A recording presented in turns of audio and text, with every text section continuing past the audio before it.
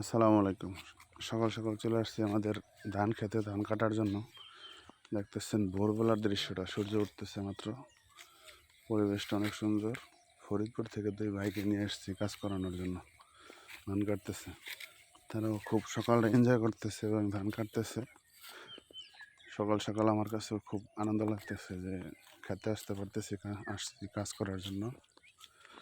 ওয়েদারটাও খুব ভালো, ঠান্ডা ঠান্ডা, শীত পড়তেছে হালকা, কুয়াশা চারিদিকে। দেখতেছেন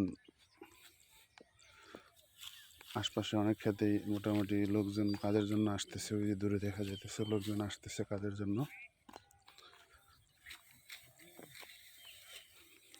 ওয়েদারটা দেখতে পারতেছেন, মাশাআল্লাহ খুব সুন্দর। কাজ করার জন্য খুব পারফেক্ট একটা ওয়েদার। গরম না, অতিরিক্ত ঠান্ডাও না। পরিবেশটা খুব সুন্দর, আলহামদুলিল্লাহ। ভাইরাও কাজে খুব চালু। এদের বাড়ি ঝিনাইদহ, শুধু ঝিনাইদহ থেকে আসছে কাজ করার জন্য। ফরিদপুর থেকে নিয়ে আসছি। ধান কাটবে, রসুন লাগাবে। এটা কি লাগানো ধান ভাই?